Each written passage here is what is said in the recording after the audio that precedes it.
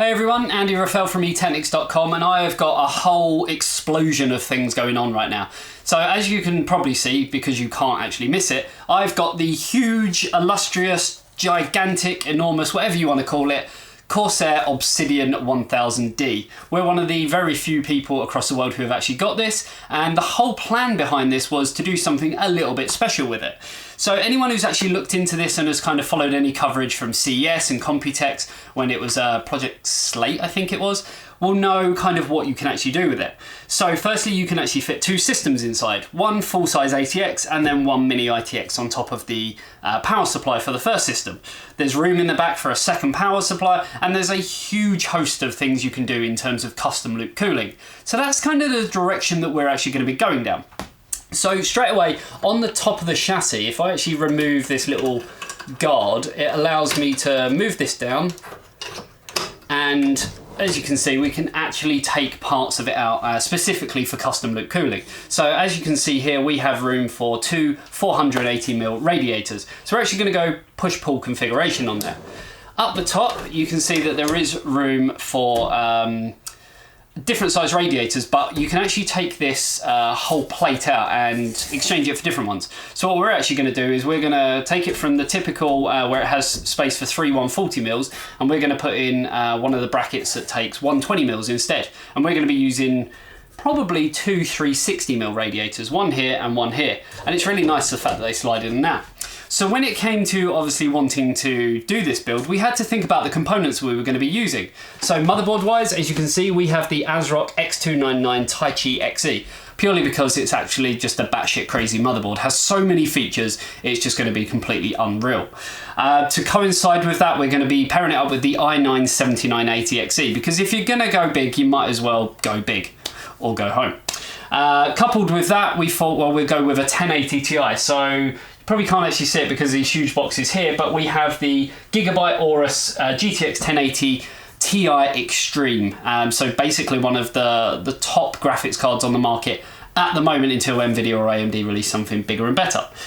So we kind of wanted to go down that route. Mini ITX, I'm still waiting on the motherboard, but we're going with the ASRock X299E ITX, I believe the model number is, but there's going to be a lot more to come from that. So what I actually wanted to do was sort of go through some of the components, mainly on the water cooling side, and just show you a little bit of progress about our thinking and what we're actually doing with this build. So you will also see that we have plenty of memory as well. So if I can grab these without them falling over, you can see that we are going with kind of a black and white theme, but also RGB. So imagine black, white with RGB is going to be a bit like a unicorn or a rainbow threw up over the whole thing, but it should be pretty exciting to say the least. So we've got the Vengeance Pro RGB, and I've got 64 gig of the stuff. This is for the main system. In the smaller end system, the Mini ITX one, we're actually going to be going with just normal Vengeance RGB, which is black, just to give that contrasting colour. Fluid wise, we're not actually deciding what we're going with yet, but might even go with some of the Mayhem's pastel white, just to give a clear base, and then if we can potentially put a little bit of UV in there, then maybe that will kind of reflect off of things, because I think by my calculations there's going to be around 24, including the back ones, maybe even 26 fans in this whole system. All RGB, and they're all going to be the Corsair. There we go. So they're all going to be the Corsair LL120 RGB fans. So there's some kind of, really high-end stuff going in here. So when it came to high-end, we thought, well, who can we use for custom loop stuff? Now, normally we would go with our friends over at AlphaCool, but they are quite restricted in terms of their GPU blocks, so we had to reach out to someone else. So we actually reached out to Bitspower. So I want to go through a few things that we have here. So starting firstly, we've got 4 lots of the Bitspower Luminous Fantasy LED strips, digital RGB, so essentially addressable RGB strips. And this is going to allow us to really kind of, make this system stand out. Radiator wise, we have a huge host of things. So straight away we've got the 360 XF, so these are the slightly thicker radiators. We've got 2 of them, which are going to be seated nicely in the front, and then we have some of the smaller ones as well. In terms of, and if I can find the smaller ones, sorry, they're the 360, so yeah, sorry, that's the 360, so they're actually going to go into the top. Then I've got another 360 XF as well. We have got the SF as well, because we're not actually sure whether with the XF and the push-pull configuration, how far down it's actually going to come and if it's going to obstruct anything in terms of the motherboard. So we are going to have to play about with a few ideas. That's why this is actually taking us a little while longer than what we'd normally hope for. In terms of the radiators going in the front, we have the huge 480 SFs. So these are just going to pair up really, really nicely with all the fans that we've got. In terms of pumps, we've got some Bitspower D5 variable pumps. We've got 2 of them as well. And to go with them, we have obviously got, if I can find my knife and open these up for you, you'll see that we have some of the Bitspower premium products. So we have all of the parts for the top, which will sit nicely on the reservoirs. Now, reservoir-wise, again, we was kind of thinking if we go for the XFs, then it's going to obviously cause some issues with reservoir height when we have it inside the chassis. So what do we do there? So we have gone for, we have the 150s. These are the 150 premium. And I think we actually have different versions of it as well. So if I have a little look in here. Okay, yeah, so we have the 150s just in case we go with the XFs, because height-wise, when you think about having the pump mounted to the bottom of it and the top on there, it's actually going to make it a little bit taller. But if we don't go down that route and we go with the slimmer radiator, obviously we're going to have a little bit more space to play around with, so we have got the 250s just in case. So we have a few little choices. I mean, this is, I guess, where I want to get some feedback from you guys as well. Do you think we should go with the slim rads at the top or the thicker rads? Obviously, if we go with the slimmer rads, we can go with a slightly bigger reservoir and it will probably look a little bit nicer, but won't obviously function as well in terms of performance, especially where we're looking at using an i9 processor, which is just a complete power hog when it comes to heat and thermal conductivity. But on the other hand, if we go the other route, then obviously we'd have to go with the smaller reservoir. So we do have a few choices, so that's why I'm actually reaching out to you guys. What do you think we should do? Should we go with the sort of slimmer with the larger reservoir combination, or should we go with the thicker radiator, therefore, you know, restricting us on the reservoir? So yeah, give me your thoughts, guys. In terms of blocks, obviously I mentioned that we were going to be using ASRock motherboards. So with that, we have got the full mono blocks. So for the full-size motherboard, if I get this out of the pack,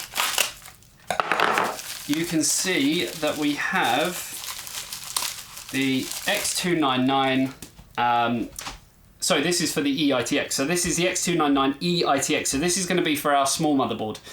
It's going to look really, really nice, and we're hoping we might actually be able to take it apart and change things up a little bit for some addressable LEDs instead of just the normal LEDs. So just so we can get a little bit more kind of colour going on in there. So we have got that, and then for the X299 Taichi XE, we have got a slightly different looking block. Now, they still look great, and it doesn't have to pair up, you know, exactly right, because you're not actually really going to see the mini eTeknix system, purely because it's going to be hidden and the way that we're going to do it. So we have got the nickel with the sort of clear look on there. So it does look a little bit different to the other one, but still I think it's going to look really, really nice. So that is for the X299 Taichi Taichi XE, sorry. Then we have for the GPU blocks, and this is where we're going a little bit different. So inside this chassis, you can actually have obviously your GPU mounted conventionally, so horizontally, and then for your eTeknix system, you can actually have it vertically. But we thought we'd do something a bit different, because with this chassis, you do actually get the brackets to turn the horizontal PCI Express expansion slots into a vertical one. So what we're actually going to do, and what we're going to attempt to do, is actually have both systems, both with 1080 Ti's, and we're going to stagger them. So the main system is going to be sitting like this, and then the eTeknix system sitting just in front of it, which I think from the side, when you've got all the glass, tempered glass window on there, I think it's going to look really, really nice. So obviously when it comes to the block for the GPUs, again, Bitspower. If we open this up,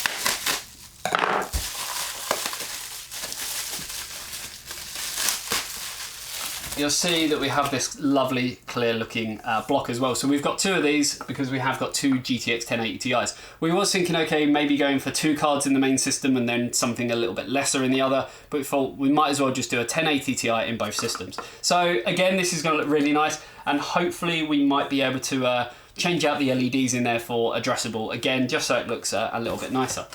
So that's really it. I mean, I've got so much stuff here in terms of fittings. We've got our matte black low profile stock fittings. We've got our 60-degree extenders. We have our bulk fittings for pass-throughs, rotaries. Literally, I mean, fitting-wise, I'm not kidding you guys. There's lots. So I don't want to go through everything because I would literally be here all day, but I just wanted to give you guys a quick sort of heads up and a bit of a progress on what's actually going on. We was going to actually sort of, you know, ask you people what you'd want to see, but we thought this is going to be the way to go. So we are going extremely high end on both systems in terms of even Mini ITX going high end on that. It's something that I guess no one's really done yet. And we are going full hog. We're going to be using, hopefully, and if it goes right, we're actually going to be using glass. So if I show you what we have.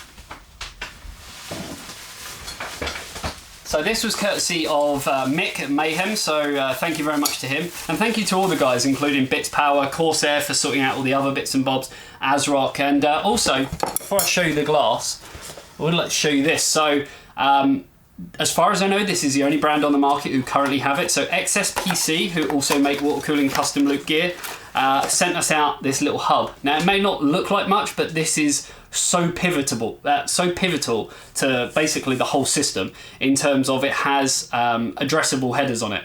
So essentially we can plug one addressable in and have 1, 2, 3, 4, 5, 6, 7 addressable out. So this is going to be basically probably the most important part of this whole system, because the amount of addressable RGB headers that you actually get on the motherboards compared to what we're trying to sort of put into the system.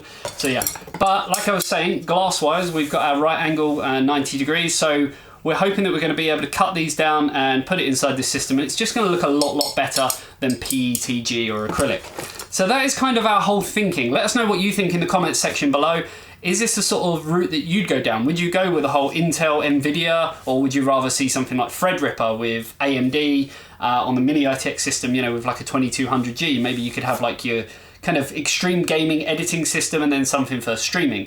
I think the route that we've gone is probably the best, and I'm glad that we went with Bitspower because the quality is really, it's just paramount to this whole build. You're not going to go out and spend huge amounts of money on a chassis like this and then sort of, you know, not go the whole hog with it. You want to make sure that everything kind of ties in nicely.